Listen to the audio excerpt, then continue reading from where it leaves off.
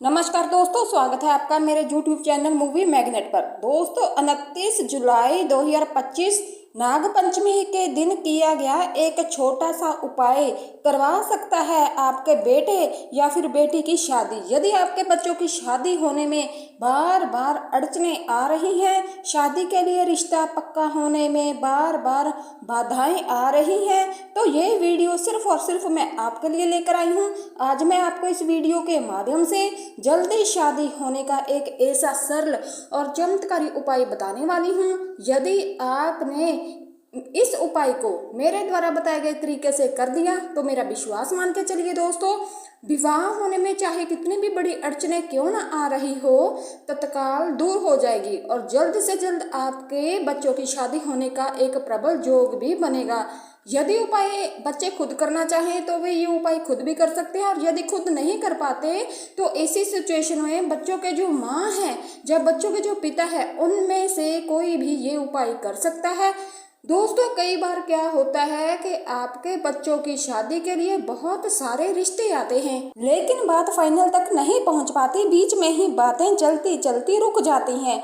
जैसे ही देखने वाले आएंगे, देखकर चले जाएंगे, मीटिंग हो जाएगी, चाय पानी पी लेंगे, चले जाएंगे, लेकिन किसी भी प्रकार का जो पॉजिटिव रिप्लाई है आपके सामने नहीं आएगा, आपको सामने से नहीं मिल पाएगा। आपको ऐसा लगेगा जी रिश्ता फाइनल हो जाएगा, लेकिन आप देखेंगे कि सामने से मना हो जाएगा।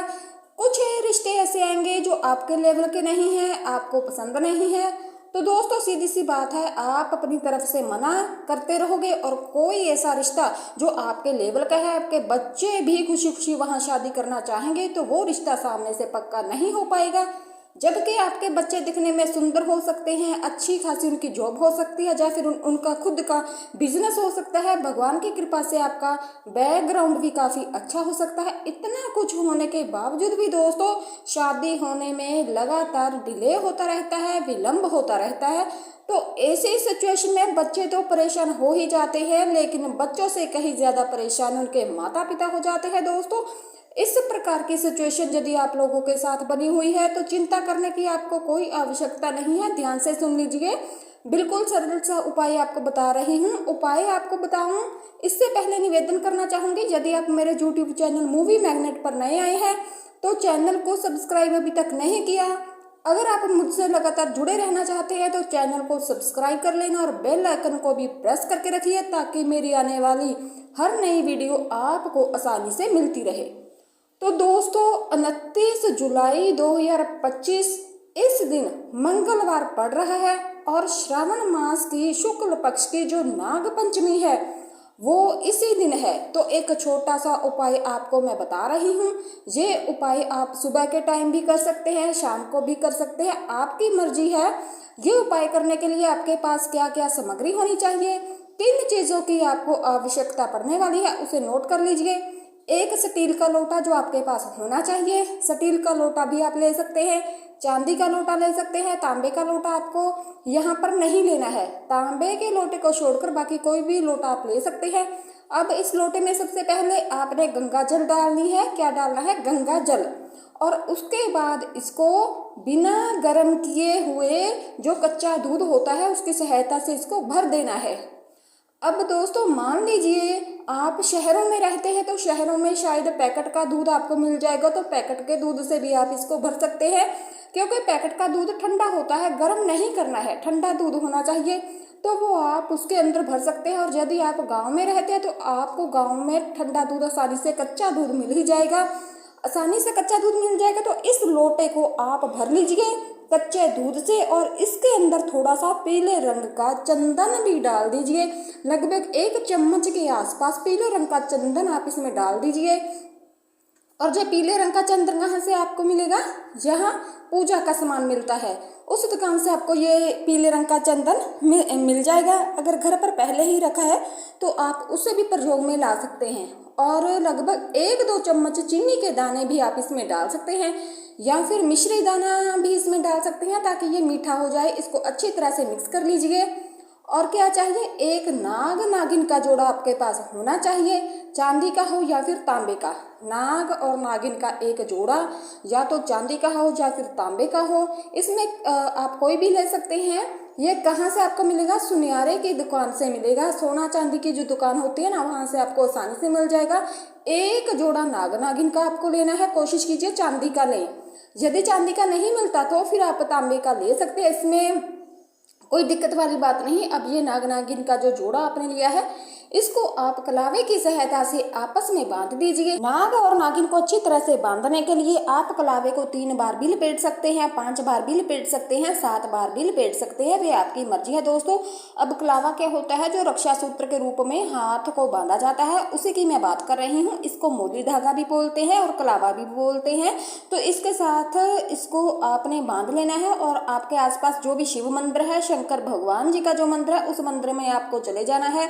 सुबह के टाइम भी जा सकते हैं, शाम के समय में भी जा सकते हैं। अब जहाँ पर जो शिवलिंग है वहाँ पर उसके सामने जाकर बैठ जाना है और सबसे पहले गणपति जी महाराज जी से हाथ जोड़ करके प्रार्थना करनी है कि हे गणपति महाराज, आज मैं ये उपाय कर रही हूँ या उपाय कर रहा हूँ, आप मुझे इसमें सहायता दीजिए।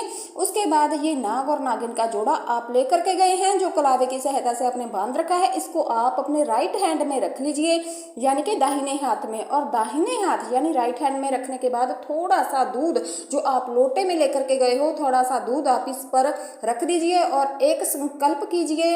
अपना नाम बोलिए, अपना गोत्र बोलिए और यह उपाय आप किस लिए कर रहे हैं उसका नाम बोलिए।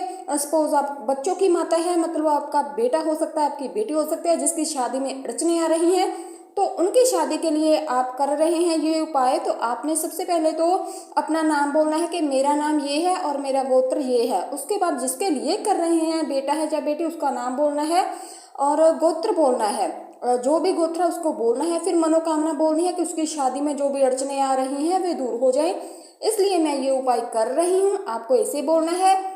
यदि आप बच्चे खुद कर रहे हैं ये उपाय, लड़का है या लड़की, तो आपको खुद अपना नाम बोलना है, अपना गोत्र बोलना है और अपनी मनोकामनाएं बोलनी है। उसके बाद ये जो नाग नागिन का जोड़ा है ये शिवलिंग के पास रख देना है। अब शिवलिंग के पास जब आप रख रहे हैं तो इसको इस प्रकार से रखना है कि इनका जो मुख है, नाग नागिन का जो मुख है, वो उत्तर दिशा की तरफ होना चाहिए। आपका मुख भी उत्तर दिशा की तरफ होना चाहिए या फिर पूर्व दिशा की तरफ होना चाहिए या फिर ईशान दिशा की तरफ होना चाहिए। इस प्रकार से आपने बैठ जाना है और नाग नागिन का जो जोड़ा है उसका जो मुख है उत्तर दिशा की तरफ होना चाहिए। इस प्रकार से रखिए कि जब आप शिवलिंग पे ये दूध अर्पित करेंगे, तो जब शिवलिंग पर दूध अर्पित करेंगे तो दूध का कुछ भाग यानी कि दूध के कुछ छिलके वगैरह है तो इस नाग नागिन के ऊपर भी गिरते रहें। इस प्रकार से आपने रख लेना है। उसके बाद ये दूध है लोटे के अंदर, ये आपने शिवलिंग पर धार बना देनी है।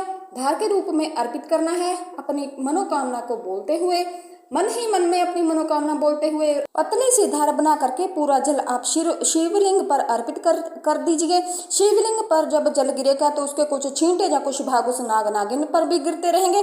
पूरा जल अर्पित करने के बाद हाथ जोड़ करके शंकर भगवान से, माँ पार्वती जी से अपने शीघ्र विवाह होने के लिए आपको प्रार्थना करनी है और 2 मंत्र भी यहाँ पर आपको बोलने हैं।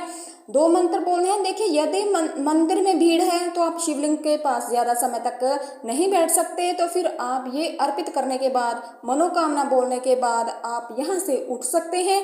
किसी दूसरी जगह पर भी जाकर आप बैठ सकते हैं, किसी दूसरे कोने में जाकर बैठ सकते हैं, यहाँ पर भी जगह है वहां पर आप जाकर बैठ सकते हैं। और 2 मंत्रों का आपको जप करना है।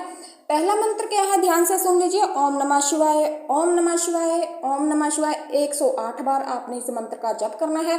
यदि माला है तो माला की सहायता से 1 माला आप इसका जप करिए और यदि माला नहीं है तो उंगलियों पर बोल लीजिए। और दूसरा मंत्र क्या है दोस्तों, ध्यान से सुनिए। ओम सर्पभ्यो नमः, ओम सर्पभ्यो नमः। इस मंत्र का भी आपने 108 बार जप करना है। 1 माला इसकी भी कर देनी है और माला नहीं है तो उंगलियों पर आपने इसको बोल देना है। अब यहाँ पर यदि माला आप प्रयोग में कर रहे हैं तो तुलसी की माला नहीं करनी है। तुलसी की माला को छोड़कर कोई भी माला आप इसमें प्रयोग में ला सकते हैं, यानी प्रयोग कर सकते हैं। तो 108 बार ओम नमः शिवाय और 108 बार सर्पभ्यो नमः, इस मंत्र का आपको जाप करना है। फिर से एक बार वहीं पर बैठे बैठे हाथ जोड़ करके प्रार्थना करनी है और शंकर भगवान से, माँ पार्वती जी से। दोस्तों, जन्म कुंडली के अंदर विवाह में देरी कब होती है? जब शनि देव का प्रभाव या फिर राहु केतु का प्रभाव सप्तम भाव या सप्तम भाव के स्वामी के साथ बन जाता है, तब वह देरी होती है। तो ये राहु कौन है? ये सर्प ही राहु है। शंकर भगवान के गले में जो सर्प है वह राहु है और ये जो नाग पंचमी का दिन है, ये राहु और केतु को शांत करने का बहुत ही बड़ा सुनहरा मौका होता है, क्योंकि जितनी भी नेगेटिविटी होती है वह राहु और केतु की वजह से ही आती है दोस्तों। जितनी भी अड़चने होती हैं, जितने भी बने बनाए काम रुक जाते हैं, वो राहु और केतु की वजह से ही ज़्यादातर होते हैं। इसलिए ये उपाय करने से आपको बहुत अच्छा लाभ मिलेगा। जो भी विवाह में अड़चने आ रही थी वे दूर होंगी, और जो छोटा सा उपाय इस प्रकार से आप नाग पंचमी के दिन कर सकते हैं। इसलिए दोस्तों, नाग पंचमी के दिन ये नाग नागिन वाला छोटा सा उपाय जरूर करिए, अगर आप चाहते हैं कि आपके बच्चों की शादी जल्द से जल्द हो जाए।